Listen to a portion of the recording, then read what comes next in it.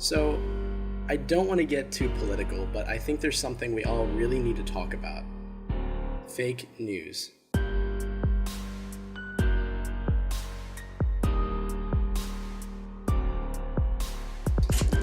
Now, in order to tackle this subject, I'd really like to ask that we all set aside our political views and just try to look at the situation objectively, or as objectively as possible anyway. To do so, I'm going to review an article that someone sent me very recently. I want to do this because the way I read articles is perhaps a little different than most of us are used to, and this article in particular stood out to me. First, in order to describe what I believe to be a possible root cause of the spreading of fake news, I'd like to illustrate it with this. This is a fictitious article whose substance is of no political bias whatsoever and published on a site with no agenda because the site doesn't exist, that I know of anyway. As you, my dear viewers, can clearly see, you have no reason to deny the credibility of this website and its content necessarily. It is highly suggested, however, that if you read this article or an article that looks like it, you should not, and I repeat, should not consider it news outright, and here's why. The problem lies within the content of this article, the meat, if you will. What we see is words, and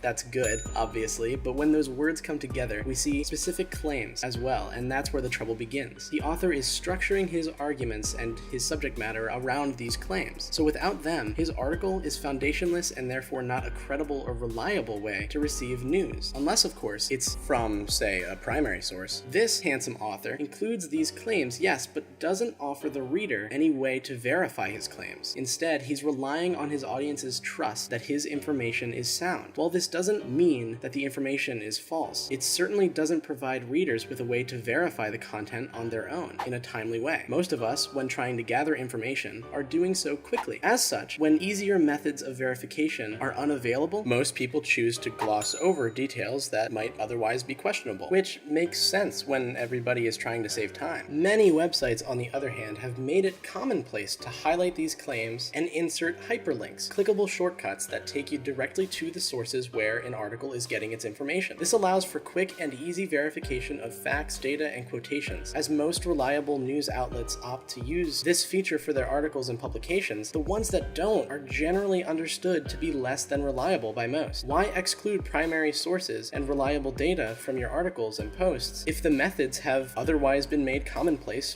for convenience? Now, I should add, of course, that just because an article has these links, that doesn't mean that the article is definitely reliable. It's still very important to actually check these links in order to make sure the information is being used within the proper context. So to explain further, let's take a look at the real article that was sent to me the other day, in which I noticed a lot of problems right away. According to David Rose's article, How Can We Trust Global Warming Scientists If They Keep Twisting the Truth?, he presents readers, a lot of readers by the way, with just a wall of text. Not only that, but it's a story meant to instill doubt, anger, and distrust. He opens by bragging about how many shares his previous piece has, which he describes as technically detailed. As technically detailed as David Rose's articles may seem at first glance, don't be fooled. Firstly, Rose cites his own work as a source on occasion, as though that would somehow add to his credibility. This can cause confusion as it may inflate the reader's perception of Rose's actual reputation. What he doesn't note, however, is that, quote, his journalism on climate has been criticized by climate scientists and environmentalists for an over-reliance on unsound and unscientific sources, cherry-picking, and manufactured data, unquote. That is information that can be found simply by a quick background check. Further analysis of this webpage tells us that it is published by the Daily Mail on Sunday, a United Kingdom tabloid that has not been known to hide its political biases, which isn't a bad thing, but it does add to context. Looking at the actual content of the article, we see a severe lack of attribution or of sources and citations. Sure, Rose drops names, both of people and of organizations, but with no means to follow up on them, as most other sites do today. This format, of course, allows Rose a lot more freedom with his subject matter. For example, several times throughout the article, Rose cites a certain NOAA whistleblower, Dr. John Bates. Unlike other outlets, this site does not provide a link to any information on Bates. David Rose has used a past interview with Bates several times to assert certain points, even though Dr. Bates has come out since then in follow-up interviews with real scientists to clarify his points, saying that he's retired and wasn't even involved with the studies he's being loosely tied to. He says, quote, I knew people would misuse this, but you can't control other people, unquote. Rose goes on to make several claims that really aren't true or are just over-exaggerations. He claims that data corrections were withheld in order to allow government officials considering the Paris Agreement to have an exaggerated understanding of the overall global trends and climate changes, when in reality, the updated corrections did show an increase in temperature recordings, especially between the late 1800s and the mid 1900s, but ultimately illustrated not an increase, but a significant decrease in the magnitude of the global climate trend overall, a point that contradicts his claim. Making such claims in an article posted online, but without citations or links, is generally frowned upon, especially when they involve such complicated issues involving massive amounts of data, charts, and detailed understanding. Without such insights, readers can be misled into believing that a significantly complicated issue like climate change can be explained in watered-down terminology. I want to mention as well that this article is a follow-up to an article posted 1 week prior. This piece received a lot of attention, even from Lamar Smith, Texas Republican Science Committee chair on the House of Representatives, who has been making headlines for this statement.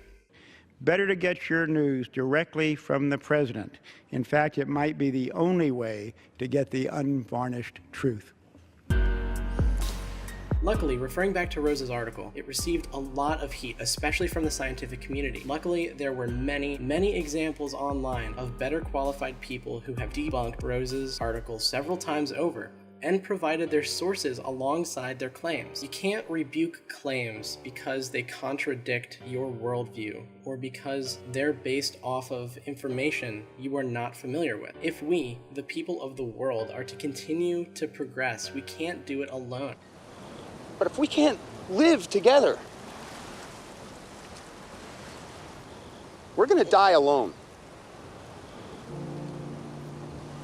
It was Newton who said, "If I have seen further, it is by standing on the shoulders of giants." Remember to always check sources, and if you can't verify information, just take it with a grain of salt. As always, everyone, thanks so much for watching. I'm Bryce Hagan for the Beacon Bolt. By the way, the music you're hearing was made by my friend Clay Hawley. I put his links in the description below. Feel free to check him out.